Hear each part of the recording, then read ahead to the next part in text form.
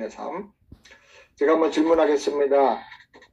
당신은 정말 영적으로 풍성하게 승리하면서 살고 있습니까? 그것을 확인해 보기 원한다면 다음 몇 가지 질문에 한번 대답을 해보시기 바랍니다. 첫 번째로, 당신은 어디서 살고 계십니까? 지구요? 아니면 아틀란타예요? 아니면 예수님 안에요? 당신은 영적으로 어디서 살고 계십니까? 두 번째 질문하겠습니다. 예수님은 지금 어디 계십니까? 하늘에 계십니까? 잘 모르겠습니까? 내 안에 계십니까?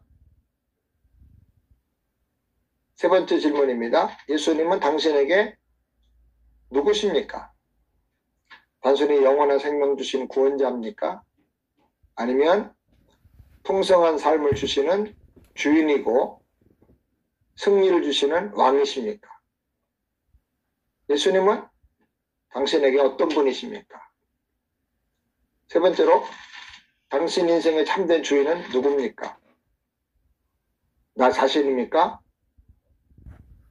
우리 아내, 남편입니까? 돈입니까? 아니면 주님이십니까?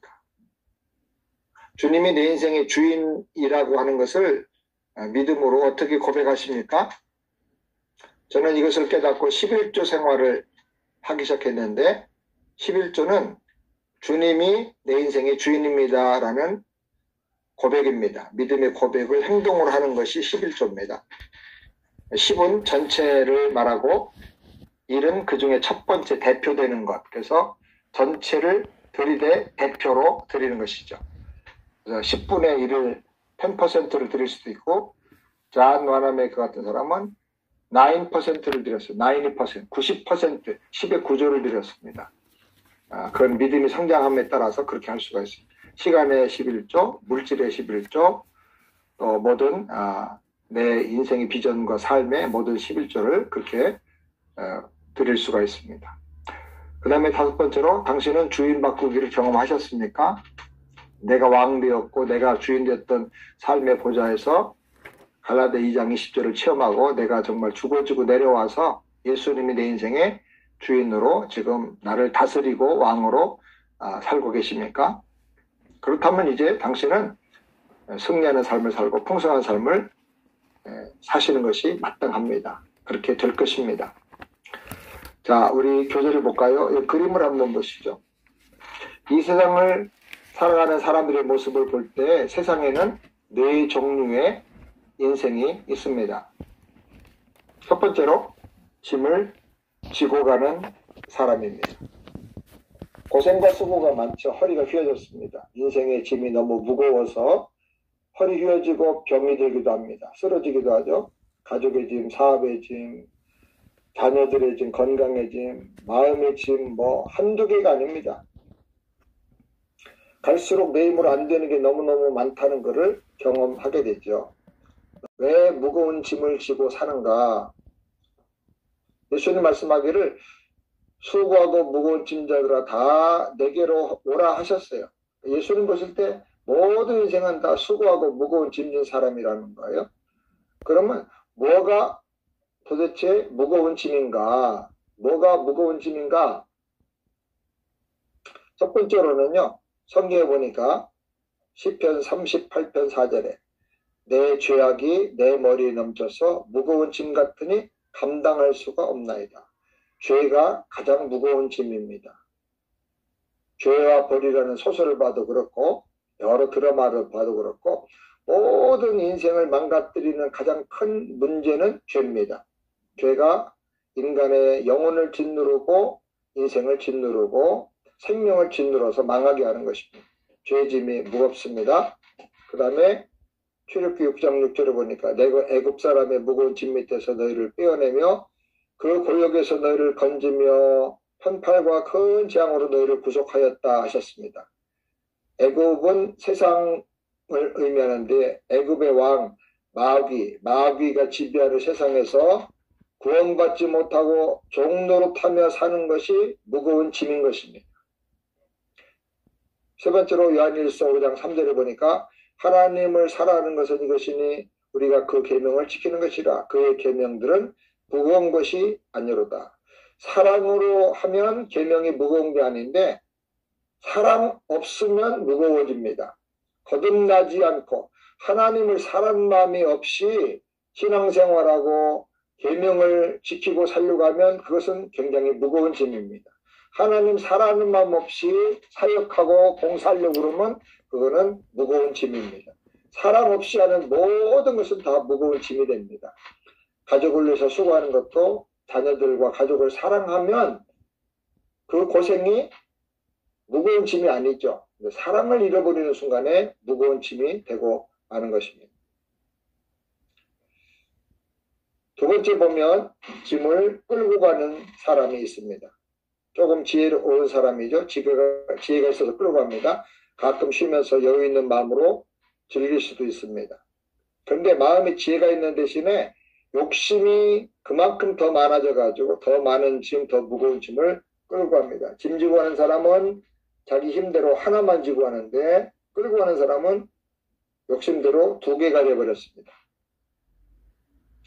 내 힘으로 좀 더 잘 살아보려고 하는데 어려운 일이 많습니다.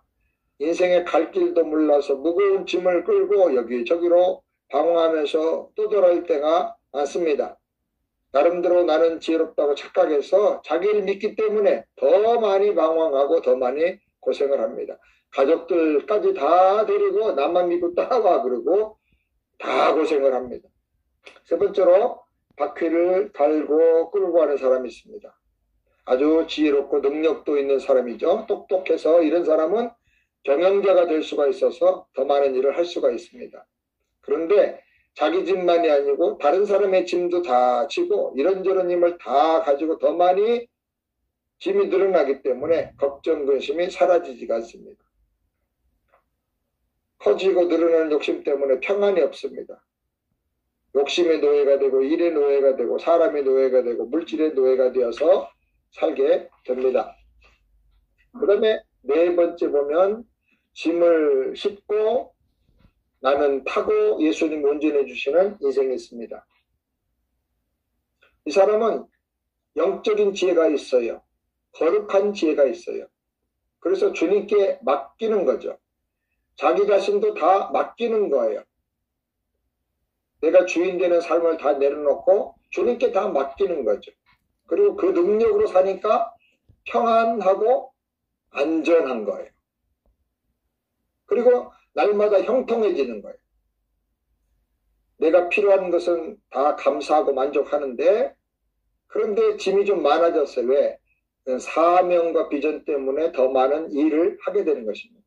욕심으로는 다 내려놓는데 사명과 비전 때문에 더 많은 일도 하게 되는 것입니다. 사명과 비전을 가져도 다 내가 하려고 하면 그것이 더 큰 짐이 됩니다. 그래서 번아웃 됩니다. 그러나 짐도 다 맡기고 사명과 비전의 짐도 다 예수님께 맡기고 예수님이 운전해 준 그 능력으로 살아야 됩니다.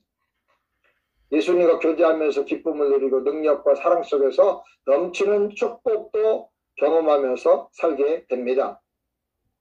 예수님이 말씀하셨습니다. 마태복음 11장 28절 다 같이 한번 읽어보실까요?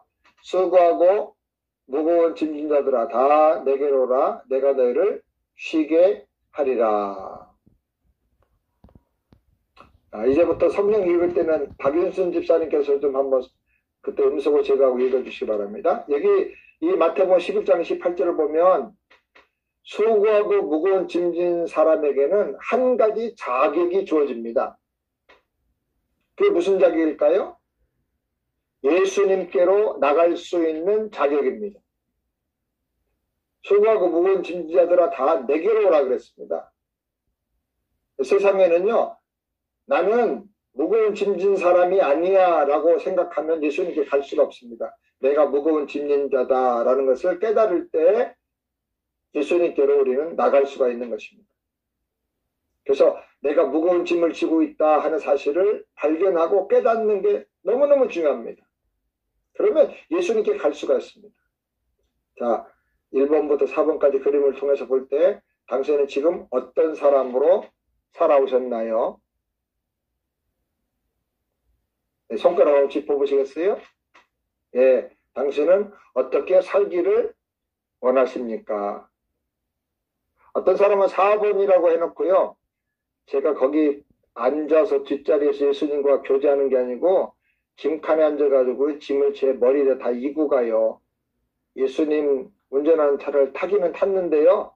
짐은 제가 또 여전히 어깨에다 올려놓고 가요. 그런 사람도 있어요. 옛날에 그런 예화가 있었죠. 예. 어떤 그림에 속한 사람으로 살길 원하십니까?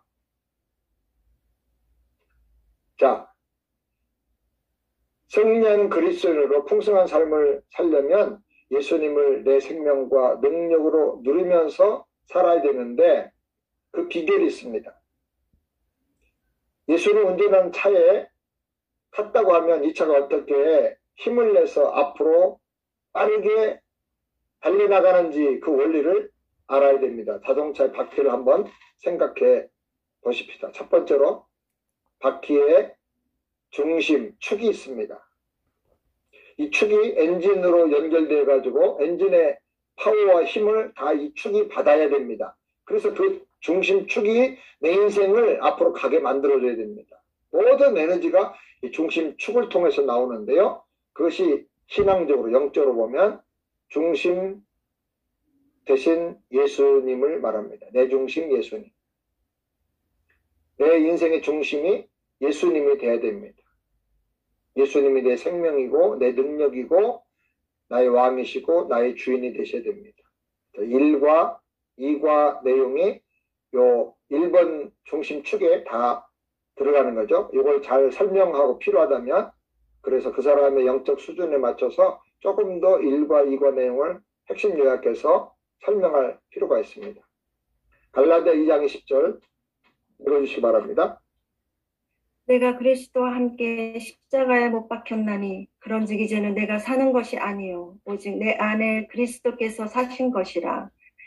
이제 내가 육체 가운데 사는 것은 나를 사랑하사 나를 위하여 자기 몸을 버리신 하나님의 아들을 믿는 믿음 안에서 사는 것이라. 갈라디아서 2장 20절. 아멘. 네, 여기 보면 내가 라는 말이 나라는 말이 두 종류로 나오죠. 앞에 있는 내가 그리스도와 함께 십자가에 못 박혔나. 이건 어떤 나죠? 옛날에 납니다. 거듭나기 이전에 옛사람 나는 어떻게 됐어요? 죽었다. 그런데 이제는 내가 산 게 아니고 이 나는 누구죠? 옛사람 나죠. 이제는 나의 옛사람 나는 죽었다. 나 송상철이는 죽었다. 이거를 내가 먼저 선언해야 됩니다. 죽었다, 깨졌다. 나는 그 모든 주권을 다 포기했다. 그 말입니다. 그리고 이제 내 안에 그리스도께서 사신 것이라. 이제 내 안에 누가 살아계셔요? 그리스도께서 사신 것이라. 부활하신 예수님, 십자가에서 나를 위해 죽으실 뿐 아니라 나와 함께 죽으신 예수님 뿐 아니라 죽으시고 부활하신 예수님이 살아 계신 것이라. 부활하여 새 생명 주시는 예수님, 승리를 주시는 예수님, 핏값으로 나를 사신 예수님, 그 예수님이 내 안에 사신 것이라. 그래서 이제 내가 어떻게 사느냐, 남은 인생은, 육체 가운데 사는 남은 평생은 나를 사랑해서 자기 몸을 버리신 하나님의 아들을 믿는 믿음 안에서 사신 것이라. 예수님이 죽으신과 함께 내 죄값이 다 해결되고 처리가 되고 계산 끝나고 나 옛사람도 죽어졌고, 그리고 부활하신 예수님, 새 생명 주신 예수님, 핏값으로 나를 사신 주인 되신 예수님, 그리고 죽은 권세, 마귀의 권세, 죄악의 권세를 정복하고 승리하신 왕이 되신 예수님을 믿는 믿음 안에서 사는 것이다. 그분을 신뢰하고 맡겨드리고 순종하며 사는 것이다. 아멘. 이것이 내 중심 예수님입니다. 자동차 바퀴의 축이 중앙에 있는 것처럼 예수님이 내 삶의 중심이 될 때 그 주님의 생명과 그 주님의 능력과 그 주님의 주재권으로 그 은혜를 공급받으면서 살게 되는 것입니다. 그래서 그 능력이 내 능력 되는 거예요. 한번 따라서 해보실까요? 예수 생명 내 생명. 예수 능력 내 능력, 예수 승리 내 승리, 예수 권세 내 권세. 그래요. 예수님이 내 안에 계시기 때문에, 나의 주인 되시기 때문에, 나의 생명 되셨기 때문에 예수 생명 따로 있고 내 생명 따로 있는 게 아니라 예수 생명이 내 생명이고 예수 승리가 내 승리고 예수의 권세가 내 권세라는 거예요. 아멘. 이것이 내 중심 예수님입니다. 이렇게 사는 것입니다. 예수님을 내 인생의 구세주로 영접할 뿐 아니라 내 인생의 주인과 왕으로 영접하고, 나의 옛사람은 죽었고 이제는 예수님이 나를 완전히 들어쓰시고 나를 축복하시는 그런 인생으로 살게 되는 것입니다. 이것을 내려놓음이라고도 말하고 자기 부인하고도 말하고 전적인 헌신으로 말하고 완전한 순종이라고도 말하는 것입니다. 그래서 주님이 성령과 능력과 지혜로 나를 다스려 주시고 들어써 주심에 헌신하고 순종하며 사는 법을 내가 이제 배워가면서 사는 거예요. 그럴 때 그 주님의 능력과 풍성함이 나의 삶의 능력이 되고 나의 삶의 승리가 되는 것입니다. 그 다음에 두 번째로는 2번 말씀입니다. 말씀. 베드로전서 2장 한번 읽어주실까요? 장난아기들 같이 순전하고 신령한 젖을 사모하라. 이는 이로 말미암아 너희로 구원에 이르도록 자라게 하려 함이라. 아멘. 네, 하나님께서 내 중심이 되셔가지고 내 생명이 되셔가지고 그 능력과 은혜와 지혜와 풍성한 은혜를 공급해 주시는 통로가 있는데, 우리 심장에서 나온 피가 이제 동맥과 정맥을 통해서 우리 몸에 다 공급되는 것처럼 그것이 전달되는 은혜의 통로가 있는데, 첫 번째가 말씀입니다. 말씀. 순전하고 신령한 젖입니다. 이것은 구원에 이르도록 우리를 성장하게 해주는 성장 에너지, 생명 에너지가 여기서 나오는 것입니다. 하나님이 은혜와 믿음과 능력과 지혜를 주시는 가장 중요한 핵심 통로가 말씀입니다. 우리는 말씀을 통해서 약속을 받고 비전과 지혜와 능력과 축복을 누릴 수가 있는 것입니다. 그래서 말씀을 통해서 은혜 받지 못하면 영적인 성숙과 승리는 불가능합니다. 그래서 말씀의 은혜가 열려야 됩니다. 먼저 설교를 잘 듣는 게 필요합니다. 설교는 하나님 말씀을 이해하기 쉽도록 잘 설명해 주셔서 전해주는 거기 때문에 설교를 잘 듣는 게 굉장히 중요합니다. 그리고 말씀을 읽어야 됩니다. 그리고 묵상하세요. 계속 묵상해서 말씀을 내 마음과 내 인생과 섞어야 됩니다.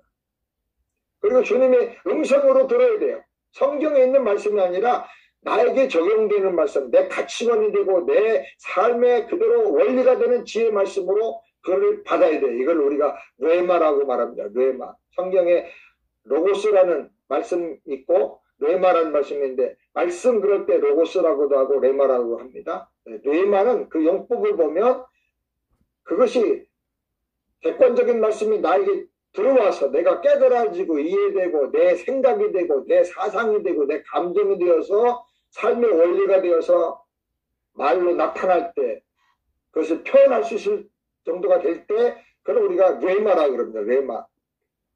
뇌마는 특별 계시가 아니고 무슨 개인적으로 받은 특별한 어떤 계시가 아니고 로고스의 말씀을, 하나님 주신 말씀을 내 걸로 만들 때, 만들어서 그 삶의 에너지가 될 때, 그걸 우리가 뇌마라고 합니다. 그래서 말씀을 나의 말씀으로 자기화시키고 나와 동일시시키고 내 능력이 되게 하고 뇌마화 만들어야 되는 것입니다. 말씀이 열려야 됩니다. 말씀은 성령의 검이기 때문에 말씀이 없으면 영적 싸움에서 이길 수가 없습니다. 그래서 말씀을 많이 듣고 묵상하고 말씀과 나를 동일시해가지고 그 말씀으로 승리하고 말씀대로 되는 기적을 경험하면서 살게 되기를 바랍니다. 아멘. 말씀을 내 것으로 만드는 아주 확실한 방법 중에 하나가 아멘 하는 것입니다. 아멘은 예스. 그렇게 되기 원합니다. 믿습니다라는 말입니다. 성경을 보면 아멘을 2번씩 했어요. 중요한 대목에서는, 중요한 장면에서는 아멘, 아멘, 아멘, 아멘이라는 말이 성경에 2번씩 나옵니다. 첫 번째 아멘은 하나님 말씀이 진리이고 그대로 될 것을 믿습니다라는 면에서 믿음을 고백하는 아멘이고, 두 번째 아멘은 저는 이렇게 해석합니다. 나에게 적용하는 아멘이다. 나에게 그대로 이루어질 것이라고 믿는 말씀을 내 걸로 만드는 아멘이다. 그래서 우리 교회 세안교회는 아멘 아멘 두 번씩 합니다. 한번 우리 다 같이 한번 해볼까요? 다 같이 손 들고 아멘 아멘 아멘 아멘. 네, 아멘 아멘 적극적으로 그래서 내 걸로 만드시기를 바랍니다. 세 번째는 기도입니다. 마가복음 9장 29절 한번 읽어주실까요? 이르시되 기도 외에 다른 것으로는 이런 유가 나갈 수 없느니라 하시니라. 아멘. 기도는 하나님 능력이 나타나는 통로입니다. 기도는 기적의 통로입니다. 기도는 말씀에 대한 믿음의 고백입니다. 기도를 통해서 성령 충만 받으면 우리가 죄를 이기고 마귀와 세상을 이길 수가 있습니다. 항상 힘써야 할 게 뭐냐면 말씀과 기도입니다. 그럼 우리가 사역할 때 교회는 항상 말씀 운동, 기도 운동, 전도 운동, 말씀 운동, 기도 운동을 해야 됩니다. 우리는 무시로 성령 안에서 기도해야 됩니다. 갈등과 문제는 기도하라는 사인입니다. 많은 기도는 많은 능력과 정비를 합니다. 주님의 능력이 나타나는 삶을 살기 원한다면 많이 기도해야 됩니다. 깊이 기도해야 됩니다. 무시로 기도해야 됩니다. 기도하는 그대로 이루어집니다. 저는 처음에 총신대학교 들어갔을 때 너무 실력도 없고 세워받은 지 1년 만에 신학교에 들어갔기 때문에 준비도 하나도 안 돼 있고 저희의 체질과 음성이나 모든 것들이 목사 되기에 정말 가장 부적합한 사람이라는 것을 통신대학에 들어간 다음에 깨달았습니다. 그래서 제가 기도했습니다. 하나님 저를 부르신 게 실수가 아니고 착각이 아니시라면 이렇게 되게 해주세요. 그래서 제가 공고를 다녀가지고 영어를 하나도 못 배워가지고 영어 공부가 굉장히 힘들었어요. 그래서 첫 번째 기도가 하나님 저를 목사로 부르시는 게 맞다면 50개 이상 나라 다니면서 복음 전하게 해주세요. 영어를 할 줄 알아야 외국에 나가서 복음 전도하지 않겠습니까? 두 번째는 55세까지 미국에 가서 공부하면서 복음을 전하게 해주세요. 10,000명 이상 전도하면서 복음 전하게 해주세요. 이러면서 10가지 기도 제목을 다 적어놨는데요. 그 기도 제목이 몇 년 전에 보니까 다 이루어졌더라고요. 그 성경책에다 적어놓고 늘 기도했어요. 기숙사에 침대, 벙커베드인데 위에 이제 벽에다가 그 기도 제목 붙여놓고 계속 기도하는 거야. 읽고 기도하고 묵상하며 기도하고. 근데 그 기도가 다 이루어졌어요. 기도하는 것마다 다 이루어집니다. 시간이 없어서 간증을 다 못하겠는데요. 제가 이민 목회를 하기로 하고 공부하는 중에 목회 시작하기 전에 LA 방문했다가 그때 토렌스 교회를 제가 한번 가본 적이 있어요. 이필재 목사님 목회를 하시는데 그 당시에 이민교회 중에 가장 큰 교회 중에 하나였어요. 근데 교회 입구에 보니까 주차장 외에도 그 앞에 입구가 공원인데 공원에 주일날 아침에 그 빈 주차장에 교회가 그걸 다 쓰더라고요. 그래서 참 좋더라고요. 예배 끝난 다음에 또 공원에서 벤치에 앉아서 전도도 하고 말씀도 나누고 그런 모습 볼 때 제가 저도 모르게 거기서 기도했어요. 하나님 아버지 제가 어디서 무슨 목회를 할지 모르지만은 저도 교회 옆에 공원을 주세요 하고 기도를 했습니다. 근데 우리 세안교회 지금 와서 보시면 알겠지만 밑에가 공원이에요. 랑밀팍이라고 걸어가면 한 3시간을 트레킹할 수 있는 겨울가에 아주 기가 막힌 공원이 있습니다. 거기 가면 뭐 사슴들이 수십 마리가 있고요. 너무너무 아름다워요. 그리고 우리 교회 바로 위에 빈 땅이 하나 있었는데 시리에서 그걸 사가지고 거기다 또 공원을 만드는데요. 그래서 우리 교회는 양옆에 다 공원이에요. 야, 그래서 제가 어느 날 깨달았어요. 한 번 기도를 드렸는데 이렇게까지 응답을 해주시는구나. 기도는 반드시 이루어집니다. 말씀과 기도는 짝입니다. 말씀 붙잡고 기도하십시오. 말씀 묵상하면서 거기서 기도 제목을 찾고 비전을 찾고 기도하고 말씀을 품고 구하면 놀라운 능력이 나타날 줄을 믿으시기를 바랍니다. 네 번째로는 교제입니다. 히브리서 10장 24절 말씀을 읽어주실까요? 서로 돌아보아 사랑과 선행을 격려하며 모이기를 패하는 어떤 사람들의 습관과 같이 하지 말고 오직 권하여 그날이 가까움을 볼수록 더욱 그리하자. 네, 말씀과 기도를 통해서 주신 은혜를 성도들에게 나누어주는 거, 이것이 교제입니다. 은혜를 나누면 은혜가 배가 되고요. 내 믿음도 더 성장하고 배가가 됩니다. 받을 때도 은혜를 받지만 나눠주면서 다시 한번 그거를 더 깊이 깨닫고 다시 체험하게 됩니다. 그리고 은혜를 나누면 공동체가 건강해집니다. 서로 신뢰하게 되고 서로 기대하게 되고 그래서 서로 세워주는 건강한 공동체가 됩니다. 은혜를 나누고 교제를 해야 교회가 건강해집니다. 예배만 드리고 왔다 갔다 하면 절대로 공동체가 안 됩니다. 받은 은혜를 서로 나눠줘야 됩니다. 그래서 신자들이 서로 세워줘야 됩니다. 전도서 4장 10절 한번 읽어주실까요? 홀로 있어 넘어지고 붙들어 일으킬 자가 없는 자에게는 화가 있으리로다. 아멘. 네, 불행하다고 말하지 않고요. 혼자 있어가지고 넘어져도 일으켜줄 자가 없으면 화가 있다고 해서 화가 있다고. 어려운 문제가 생겨서 넘어질 때 혼자 있다면 누가 위로해 줍니까? 누가 세워줍니까? 누가 격려해 줍니까? 누가 힘을 주겠습니까?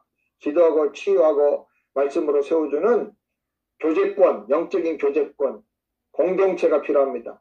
공동체도 교회가 많을수록 다수로만 모이지 말고 회중으로만 모이지 말고 소그룹이 있어야 됩니다. 소그룹을 훈련하고 소그룹으로 교제를 해야 서로 세워줄 수가 있습니다. 그래야 같이 일어서고 같이 따뜻해지고 같이 승리하며 상을 받게 되는 것입니다. 그 다음에 다섯 번째로 전도입니다. 사도행전 1장 8절 한번 읽어주실까요?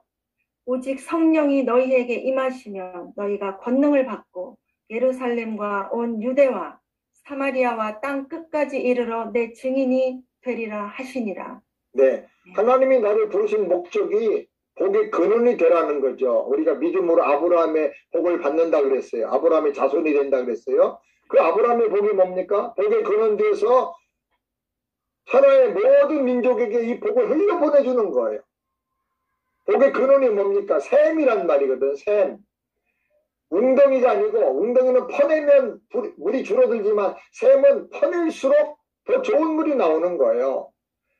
그 샘이 되어가지고 계속 퍼주는 거예요. 다른 사람에게 흘려보내주는 거예요. 그래서 냇가를 이루고 큰 강을 이루고 그 다음에 바다가 되게 하라는 거예요. 그 복이 뭡니까? 다른 말로 말하면 예수의 복음을 전하는 거. 예수의 증인이 되는 겁니다. 땅끝까지 이르러 예수의 복음을 전하고 제자 삼아서 전하고 또 개인적으로 가서 전하고 복음을 전해야 되는 것입니다. 전도하지 않는 신자와 교회는 존재의 의미가 없습니다. 전도하지 않는 목사는 존재의 의미가 없습니다. 전도하지 않는 목사는 회개하든지 그만두든지 둘 중에 하나 해야 됩니다. 선교사님인데 전도하지 않으면 선교 그만두세요. 선교도 안 하면서 무슨 선교사라고 합니까? 전도도 안 하면서. 학교 세우고 병원 세우고 다른 거 다 하긴 해야 되지만 결론은 그걸 통해서 전도하려고 하는 거지 않습니까? 복음 전하는 영혼 구원이 안 이루어지면 그 선교는 선교라고 말할 수가 없는 겁니다. 사람을 구원해야 됩니다. 육만 도와주지 말고 주님 말씀하기를 살리는 것은 영이니 육은 무익하니라 그랬어요. 내가 너에게 이르는 날 이 복음이 곧 영이요 생명이라 그랬어요. 육만 도와주는 그런 선교하지 말고 영혼을 살려주는 영의 사역을 해야 되지 않겠습니까?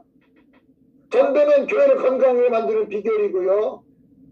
선교를 튼튼하게 만드는 비결입니다. 한국교회나 미국교회나 교회들이 만지 부흥이 약해지니까 전도 안 하니까 교회가 약해지고 성당이 멈춰버리는 거죠. 그러니까 선교 후원금이 줄어들고 전도 안 하는 선교사님들이 파송돼가지고 전도 안 하고 다른 일만 하니까 선교지도 재정이 자꾸 줄어드는 거예요. 후원금만 받아먹고 있다가 후원금이 없어지니까 선교사님들이 다 철수하는 거죠. 수년 전에 제 친구가 왔는데 미국 그 침례교 남침례교의 파송 선교사였는데 후원금이 끊어졌다고 들어왔어요. 나이 많은 선교사들부터 다 선착순으로 다 돌아오게 했다는 거예요. 지금 한국도 마찬가지입니다. 선교금이 줄어들고 있습니다. 근데요, 자립선교해야 됩니다. 자립선교의 비결은 뭐냐면 파인애플 농장하고 뭐 맹고 해가지고 팔아주세요. 그거 아니고요. 그건 사업입니다. 그 사업하면 선교가 더 안 돼요. 그렇지 않아도 복음만 전하는데 사업까지 손대면 어떻게 복음을 전합니까? 가장 확실한 자립선교는 전도해서 10가정, 20가정이 거듭나가지고 영적인 사역에 참여하면 다 11조 생활하고 헌금 생활하면서 자립할 수가 있습니다. 거듭나게 하고 복음을 해서 헌신하게 하면 그 선교지에서 다 자립이 됩니다. 원래 11조 원리가 그거 아닙니까? 10가정이 11조면 한 가정, 제사장 가정을 동일한 생활 수준으로 생활을 지원해서 사역을 하게 해주는 거 아닙니까? 그러니까 구원의 복음, 왕의 복음, 주인 되신 예수님의 복음을 전해서 주님께 헌신하고 순종하고 복음을 협력하도록 해가지고 이런 가정이 선교지가 예약하면 20가정만 되고 30가정만 되면 얼마든지 선교지가 자립이 되는 것입니다. 그러니까 선교지 자립하는 비결은 뭐냐? 복음 증거에서 영혼 구원하는 것입니다. 아멘. 전도해야 선교지가 살아납니다. 자, 교제와 전도, 이것은 한 축입니다. 이거는 부유의 라인이라고 할 수 있어요. 부유의 라인 쪽. 교제하고 전도할 때 부유해지는 것입니다. 하나님 오리지널 디자인 중에 부유. 아까 말씀과 기도는 번성. 번성의 복이 말씀과 기도입니다. 말씀대로 믿고 나가고 기도하면 하나님 능력 주셔서 번성하게 해주십니다. 교제하고 전도해야 교회가 부흥하고 번성하게 되는 것입니다. 우리 영혼이 번성하게 되는 것입니다. 부유하게 되는 것입니다. 그 다음에 5번째로는 나눔입니다. 마태복음 10장 42절 한번 읽으실까요? 또 누구든지 제자의 이름으로 이 소자 중 하나에게 냉수 한 그릇이라도 주는 자는 내가 진실로 너희에게 이르노니 그 사람이 결탄코 상을 잃지 아니하리라 하시니라. 네, 나눔은 하나님이 주신 사랑을 사람들에게 전하고 나눠주는 겁니다. 교제와 나눔이 좀 비슷한데 다 사랑을 베풀어 주는 건데 교제는 은혜를, 말씀을, 복음을 가지고 교제하고 전도는 그 복음을 나눠주는 것이고 나눔은 주신 축복들, 물질들, 하나님이 주신 여러 가지 혜택들을 나눠주는 것입니다. 나눔은 은혜와 복이 배가 되는 비결입니다. 나누는 사람, 구제하는 사람은 하나님께 꾸어드리는 거라 그랬습니다. 반드시 이자를 쳐서 갚아주십니다. 복음서에 주님 말씀하기를 주라 그리하면 후히 되어 누르고 흔들어 넘치도록 너에게 안겨주리라 그랬습니다. 제가 한국에서 진리의 교회를 좀 섬겼는데 10년 동안 7번을 쫓겨다니면서 이사 다녔어요. 제가 갔을 때는 그 교회가 3층 건물에 새 들어서 70명이 월세 70만 원씩 주고 보증금 400만 원에 70만 원씩 주고 있어요. 10년째 됐는데 기도 제목이 뭡니까 하고 성도들에게 물어보니까 제일 큰 교회적인 기도 제목은 우리에게도 건물을 주시옵소서, 예배당을 주시옵소서 하는 거였어요. 그래서 10년째 제가 거기 잠깐 이제 3년을 섬겼는데 우리가 이제 온 교회가 그러면은 예배당을 달라고 기도하자 하고 정하고 늘 합심 기도를 하는데 어느 날 주님께서 주는 것이 받는 것보다 더 복이 있다. 그 말씀을 갑자기 깨닫게 하시더라고요. 새벽에 기도하는데. 그래서 제가 재직회를 모아놓고 하나님께서 주는 것이 더 복이 있다고 하시는데 우리가 줘야 됩니다. 그리고 설교를 한 다음에 우리가 뭘 줘야 될까? 우리가 필요한 게 예배당 건물을 달라고 기도하는 건데 더 이상 이사 안 다니게 해달라고 기도하는 건데 우리가 그거를 어디든가 줍시다. 그 주기로 결정하고 나니까 선교지에서 인도네시아에서 편지가 왔어요. 선교사님이 정글에 들어가서 복음 전했는데 추장이 예수 영접하고 그 마을에다가 교회를 세우자고 한다는 거예요. 땅을 내놨어요. 그러니까 감동받아 어떤 청년이 자기 나무를 다 대겠다고 그러고 그래서 이제 혹시 어떤 교회가 시멘트 보내주고 돈을 좀 보내줘가지고 벽돌 찍어서 예배당 지을 수 있도록 해주면 예배당을 지을 수가 있다는 거예요. 얼마 정도 들어가면 되냐니까 뭐 얼마 안 되는 거예요. 뭐 한 400만 원인가 그렇게밖에 안 된대. 그래서 재직해서 결정을 하고 우리가 하자. 그리고 헌금을 했습니다. 그래가지고 헌금을 모아서 보내줬습니다. 그 인도네시아 정글 속에 예배당을 짓고 사택이 또 필요하다고 해서 조금 더 보내가서 사택까지 짓고 그리고 이 건물이 젖었다고 사진 찍어서 돌아왔을 그때에 제가 전화를 받았습니다. 어떤 후배 목사님이 자기네 교회가 일산으로 이사 가게 됐는데 이 예배당을 250평 땅이 있는 예배당인데, 그리고 성도들 한 250명 정도 들어갈 수 있는 예배당인데, 이거를 건축업자들이 사서 여기다가 연립주택을 짓겠다고 하는데, 이사가는 그 일산으로 못 가는 성도들이 이 동네에 있다는 거예요. 그런 성도들이 한 20몇 가정, 20몇 명 있다는 거예요. 그래서 그분들 때문에 이거 팔 수가 없는데, 우리가 기도하고 있는데다가 진리교회 송목사는 그 교회에 이거를 드리기로 했습니다. 우리가 이사 가는데 필요한 헌금만 좀 한번 해주시면 이 교회를 맡아주십시오. 그래서 저희가 그 교회를 이제 땅 250평 되는 땅과 함께 구입을 하고 그리로 이사 갔어요. 제가 한국에 있을 때 그런 역사가 일어나는데 모든 성도들이 깜짝 놀라는 거예요. 주라는 명령을 순종했더니 더 좋은 예배당을 하나님이 기적같이 주신 거예요. 그래서 진리의 교회가 지금은 부흥하고 또 일산으로 이사가서 지금 이름이 바뀌어졌는데 새하늘교회인가 뭘로 이렇게 바꿔졌습니다. 저는 여기 아틀란타에서 목회하면서도 지금 우리가 코비드 중에 케냐에 이 그림 일대일을 사역하면서 복음이 막 열심히 증거하는 교회들, 이제 사람이 많아져가지고 예배당에 좁아가지고 건축을 해야 되는 그런 교회들, 자기들 열심히 노력하는 그런 교회들을 먼저 말씀 중심으로 복음 중심으로 셋업이 된 다음에는 우리가 교회를 져주자, 도와주자. 그래가지고 그렇게 해서 한 3만 불씩 들어가는데 지금 우리가 13교회를 졌어요. 13교회를 져줬는데 우리가 무슨 돈을 했는지 모를 정도로 하나님이 다 주셨어요. 근데 13교회를 드리고 나니까 우리 교회 또 하나님께서 거의 한 100만 불 가까이 돈을 또 주셔가지고 우리 연못을 다 메꾸고 거기에 지금 주차장이 모자라서 100대 주차장을 더 이렇게 새롭게 만들게 됐어요. 그리고 거기 힘을 얻어가지고 지금 교육관도 부족하니까 또 95만 불 예산을 요번에 세워서 또 교육관과 건물들을 더 좀 확장하기로 그렇게 하고 지금 추진 중에 있어요. 하나님께서 주니까 더 넘치게 우리에게 주시는 거예요.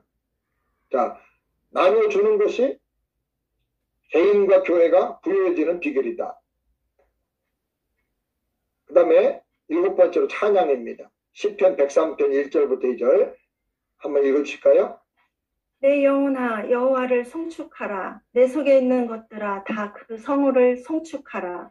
내 영혼아 여호와를 송축하며 그 모든 은택을 잊지 말지어다. 네, 하나님을 높이는 것이 하나님 자신을 감사하는 게 찬양입니다. 하나님이 모든 죄악을 사해 주시고 구원해 주시고 모든 병을 고쳐 주시고 내 생명을 파멸과 수많은 위험에서 구원해 주시고 지켜 주셨고 하나님의 사랑으로 긍휼로 관을 씌워서 영광스럽게 해주셨고 모든 좋은 것으로 내 소원을 만족해 주셨다. 내 청춘을 독수리처럼 새롭게 하셔서 모든 역경을 뚫고 날아올라가 승리하게 해주신다. 모든 역경이 있을 때 오히려 더 날아오르게 해주신다. 날아오르는 능력을 비상하는 능력을 주신다. 그 하나님을 높이고 찬양하는 거예요. 구원의 하나님, 승리 하나님, 풍성한 은혜 주신 하나님을 높이고 찬양하는 거예요. 우리 영혼은 찬양할 때 기쁨이 충만하게 되고 찬양할 때 하나님이 그 찬양 가운데 임재하시기 때문에 찬양한 우리 심령 속에 하나님의 임재를 경험하게 됩니다. 찬양할 때 치유가 나타납니다. 찬양할 때 어려운 문제가 해결되고 승리합니다. 찬양할 때 감사할 때 빌립보 감옥에 갇혔던 바울과 신라의 묶인 쇠사슬과 해고랑에다 깨지고 옥문이 열린 것처럼 우리 결박이 다 풀어지고 우리 앞길을 막던 문들이 다 열리게 되는 것입니다. 하나님에 대한 찬양이 끊어지지 않아야 돼요. 구원받고 기쁨의 삶을 살면은 늘 찬양이 끊어지지 않아. 자, 나눔과 찬양은 한 라인인데요. 이거는 기쁨의 라인 축입니다. 기쁨. 나눌 때 기쁨이 배가 되고요. 보람을 느끼게 되고요. 찬양할 때 기쁨이 넘치게 되는 것입니다. 하나님을 기뻐하는 것이 너희의 힘이니라 그랬어요. 우리 성도가 세상을 이기는 힘은 하나님을 기뻐하는 데서부터 나오는 것입니다. 찬양하는 것이 신자에게 가장 큰 힘이 된다. 찬양에는 치유의 능력이 있다. 그걸 우리가 꼭 기억을 해야 되겠습니다. 찬양하는 교회가 되길 바랍니다. 찬양의 열정을 품길 바랍니다. 찬양할 때 그냥 뜨거운 감동이 나오길 바랍니다. 자, 그 다음에 8번째는 훈련입니다. 훈련을 받아야 됩니다. 디모데전서 4장 7절 읽어주실까요? 망령되고 허탄한 신화를 버리고 오직 경건에 이르기를 연습하라. 아멘. 네, 경건의 훈련이 필요합니다. 육체의 훈련도 유익하지만 경건의 훈련은 범사에 유익하다 그랬어요. 육체의 훈련도 유익합니다. 육체를 단련하고 훈련하면 건강해지고 지구력이 생깁니다. 저는 매일 아침마다 푸시업을 120번씩 3세트를 합니다. 물론 바닥에다 땅바닥에다 하지 않고 약간 베스트탑 정도에다 올려놓고 합니다. 120번 하는 거 쉬운 거 아닙니다. 그렇게 하는 이유가 모세 120살까지 그냥 강건했는데 나도 희망하기는 강건하게 사역을 해야 되겠다. 그러려면 체력이 필요하다. 이 몸 관리는 내가 해야 되는 일이니까 연습하라 그랬으니까 그래서 푸시업을 하고 그 다음에 스쿼트 앉았다 일어났다 하는 거 50번씩 또 3세트를 합니다. 그것도 간단한 게 아니거든요. 그리고 앞차기, 앞발차기, 뒷발차기 또 계속 합니다. 그리고 매일 걷기도 하고 또 오늘은 짐에 가가지고 40분 정도 운동도 하고 일주일에 한 번 정도는 10,000보 정도 걸으면서 또 월요일날 운동을 하려고 합니다. 어떻게 하든 간에 운동을 합니다. 근데 운동을 하니까 주일날 막 3번 설교하고 막 사역이 굉장히 바쁘고 정신이 없습니다. 커피를 줄줄 쏟으면서도 그래도 건강하게 잘 이렇게 집행합니다. 이제 4월 달에는 한국에 가서 집회를 하게 되고 또 5월 달에는 또 시애틀에 가서 이제 2주간 세미나를 또 하게 되고 형제교회에서 하는 힘내 선교대 또 하게 되고 또 6월 달에는 케냐 가서 그림 일대 사역을 합니다. 마사이 마을에 가서 한 주간 하고 또 선교사님들 모아놓고 몬바스에서 하고 그 다음에 바로 끝나자마자 비행기 타고 터키로 가서 열흘 동안 우리 40명 우리 청년들 또 유스그룹 학생들 성도들 데리고 복음신앙 창조신앙 비전 투어를 또 하게 됩니다. 그리고 돌아오면 이제 7월 달에는 미주 고신 총회와 이제 미주 고신대학교의 신학교에 그 교단의 교역자들 세미나 수련회를 또 그림 일대로 해달라고 해서 그걸 또 하게 됩니다. 그 다음에 8월 달에는 또 러시아, 카자흐스탄, 키르기스탄 가기로 했는데 러시아 전쟁 때문에 못 가고 이번에는 카자흐스탄과 키르기스탄으로 가서 두 나라에서 또 세미나를 하고 돌아오게 됩니다. 그리고 10월 달에는 또 한국에 가게 되고 필리핀에 가서 또 세미나를 하게 됩니다. 그럼 뭐 굉장히 일정이 빡빡하고요. 목회는 또 목회대로 하고 우리 교회 또 그림도 훈련하고 다 하면서 하니까 굉장히 바쁘고 무리가 됩니다. 그래도 하나님께서 운동을 하고 이렇게 하니까 건강을 주십니다. 근데 이 육체의 운동도 굉장히 중요하고요. 근데 경건의 훈련은 더 중요합니다. 신앙의 훈련, 이 사역의 훈련은 너무너무 중요합니다. 자, 훈련의 비결, 아까 말씀드린 단순, 반복, 지속, 집중, 그 다음에 하나 더 가르쳐 드립니다. 점검을 꼭 해야 됩니다. 점검은 자기도 해야 되고 다른 사람이 해줘야 됩니다. 그 다음에 코칭을 받아야 됩니다. 코칭, 그리고 교정을 해야 됩니다. 그리고 실전에 들어가야 돼요. 실전. 그러니까 영적인 훈련할 때 이런 원리들을 잘 깨닫고 해야 됩니다. 우리가 제자 훈련이 무슨 훈련이 많이 훈련을 했는데 이 사역 훈련의 요령들을 그동안에 안 가르쳐 줬어요. 근데 옛날에 제가 무슨 책을 보니까 김중건 박사님이 단순 반복 훈련을 해야 된다. 단순 반복이란 2가지 단어를 사용하셨더라고요. 근데 단순 반복만 하면 안 됩니다. 지속해야 된다. 언제까지 지속하느냐? 될 때까지 지속해야 됩니다. 될 때까지 저는 설교 잘하려고 10년 동안 설교를 연구하고 노력하고 한 가지 중요한 문제를 놓고 10년씩 이렇게 끊어가지고 합니다. 지속합니다. 그 다음에 점검을 해야 돼. 점검. 누군가 점검을 해줘야 돼요. 내 모양은 내가 잘 몰라요. 목사들은 다 자기가 설교 제일 잘하는 줄 알아요. 다른 사람이 점검을 해줘야 돼요. 그래서 코치를 해줘야 돼요. 이렇게 해라 저렇게 해라. 코치 한마디가 굉장히 중요한 것입니다. 여러분이 자기 스스로도 그렇게 훈련 받으시고 단순 반복 지속 점검 코칭 그리고 집중해서 실전 이렇게 해야 됩니다. 제가 이 훈련 영적 훈련의 12가지 원칙을 나중에 세미나 하면서 하나씩 더 말씀을 드리겠습니다. 훈련 받고 그 다음에 9번째는 섬김입니다. 섬김. 요한복음 13장 14절 한번 읽어주실까요? 내가 주와 또는 선생이 되어 너희 발을 씻겼으니 너희도 서로 발을 씻기는 것이 옳으니라. 네, 섬김은 훈련의 목적입니다. 우리가 훈련이 군인으로는 계급을 결정하고 운동선수는 등급을 결정합니다. 쫄병은 4주 훈련받고 하사관은 6달 훈련받고 장교는 4년 이상 훈련받고 장군은 그 이상 더 많은 훈련 또 다른 나라까지 가서 훈련을 받습니다. 그렇게 해서 교회 안에서 제자 훈련도 받고 그림 1:1 전도 훈련도 받고 사역자 훈련도 받고 훈련을 받아야 됩니다. 근데 훈련을 받는데 이 제자 훈련의 목적이 뭐냐? 그림 1:1 훈련의 목적이 뭐냐? 예수님을 닮아가고 섬기는 겁니다. 섬기는 거예요. 복음으로 섬기는 거예요. 섬김이 성숙과 리더십의 영향력입니다. 리더십이 뭐냐? 존 맥스웰은 리더십은 사람을 움직이게 하는 영향력이다. 리더십은 영향력입니다. 리더는 영향을 가진 사람이에요. 리더는 지위를 가진 사람이 아니고 영향을 가진 사람이에요. 요새 목사라고 말해도 아무도 순종 안 합니다. 장로, 나 장로에 그러면 사람들이 다시 봐요. 혹시 사기꾼 아닌가 그렇게. 옛날에 직분만 얘기해도 존중을 했었는데 지금은 안 그렇습니다. 그래서 이제 중요한 것은 감동을 주고 영향력을 줘야 됩니다. 그 영향력을 가장 많이 주는 게 뭐냐면 섬김입니다. 섬김.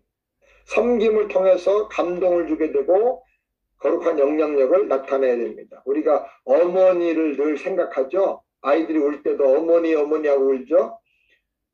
우리 부모님이 다 계신데 돌아가시고 나면 늘 어머니가 먼저 생각나요. 왜 그러니까 아버지보다 어머니가 더 많이 섬겨주셨기 때문에 더 많이 희생하는 걸 보였기 때문에 그런 것 같아요. 그래서 섬기는 것이 그렇게 가슴에 남고 영향을 미치는 거예요. 자, 훈련과 섬김은 한 라인인데 이것은 왕권의 축입니다. 왕권. 하나님의 오리지널 디자인에 있어서 왕권, 영적 권세가 나타납니다. 섬길 때, 훈련받을 때 권세가 나타납니다. 말씀 훈련해보세요. 전도 훈련해보세요. 처음에는 말도 못 알았던 사람이 말씀을 전하면, 복음을 전하면 막 울어요, 사람이. 그리고 막 말씀대로 되는 거예요. 기적이 일어나고 병이 낫고. 그 권세가 나타나요. 섬김과 훈련을 통해서 권세가 나타난다. 마지막으로 그렇게 할 때 승리하는 그리스도인의 삶, 풍성한 그리스도인의 삶을 살게 되는 것입니다. 시편 103편 3절 한번 읽으실까요? 너가 내 모든 죄악을 사하시며 내 모든 병을 고치시며 내 생명을 파멸에서 구속하시고 인자와 긍휼로 관을 씌우시며 좋은 것으로 내 소원을 만족해 하사 내 청춘으로 독수리같이 새롭게 하시는도다. 아멘. 아멘. 예수님 내 중심으로 모셔서 예수님으로 말미암아 죄를 이기고 병을 이기고 파멸케 하는 모든 고난에서 승리하고 영적 전쟁에서 이기고 우리가 하나님께 가졌던 모든 소원과 비전을 다 성취하고 역경과 문제가 있어서 독수리처럼 높이 날아 올라가면서 날마다 새롭게 되기를 주님의 이름으로 축원합니다. 할렐루야. 아멘 아멘. 이것이 하나님의 오리지널 디자인을 회복하고 승리하며 사는 삶이에요. 이런 내용 삶을 살아서 영적으로 승리하고 여러분 사역에 폭발적인 번성과 부흥의 역사가 나타나게 되기를 우리 주님의 이름으로 축원합니다. 할렐루야! 예, 우리 한번 다 같이 함께 기도하겠습니다. 오늘 이 말씀대로